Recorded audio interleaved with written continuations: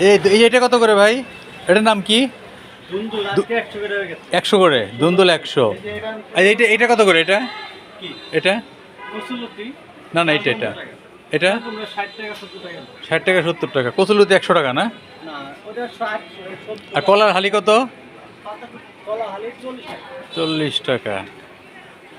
আমরা 60-50 আমরা দাম কম আছে। আর বেগুন হলো 120 টাকা না?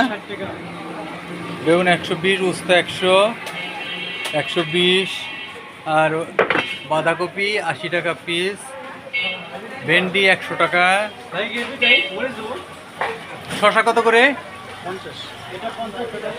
শশা 50। আর ফুলকপি হলো 40 টাকা না? আর টমেটো? টমেটো হলো 300 টাকা। গাজর 200। যাক, ব্যবসা বাণিজ্য। হ্যাঁ।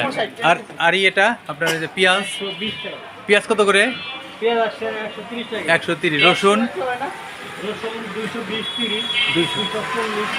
220, 30, 50। তো এইরকম যদি বাজারের অবস্থা হয় তাহলে মানুষ, গরিব মানুষ আমরা বাঁচবো কীভাবে? যারা কোটিপতি আছে তারা কোটি কোটি টাকা নিয়ে ঢুকবে বাজারে, ব্যাগে করে টাকা নিয়ে যাবে নাকি? এই হইলো আজকের বাজারের হালচাল। এই যে ভাই, এই যে হাতে পেয়ে 300 টাকার বাজার নিয়ে যাচ্ছে। কি এটা নিল? 300 টাকা এই বাজারের দাম।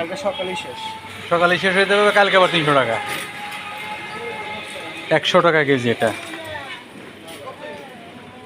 এ হলো বর্তমান বাংলাদেশের সাভারের বাজারের হালচাল। 120 টাকা কেজি হলো বেগুন। যার নাই কোনো গুণ তার নাম বেগুন, 120 টাকা কেজি। এই যে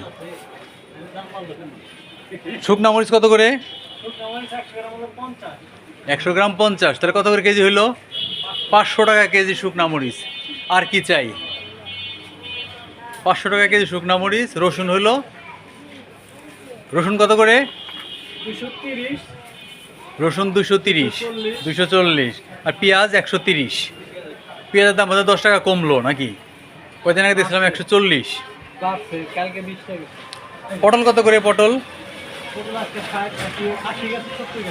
পটলের দাম একটু কম, 80-70। শ্রীচন্দন হইল 100 টাকা কেজি। 70 টাকা একটা চাল কুমড়ার দাম। এটা বুড়া না জোয়ান বোঝা মুশকিল। হ্যাঁ। কাঁচামরিচ হলো 240 টাকা। কাঁচামরিচ একটু কমেছে, 240 টাকা কেজি। এই হলো বাজার। এইভাবে চলতে থাকলে মানুষ মানে না খাওয়ার জন্য যে অবস্থা সেটাও পাবে না। বিশেষ করে আমরা যারা গরিব মানুষ তারা কেউ পাবো না।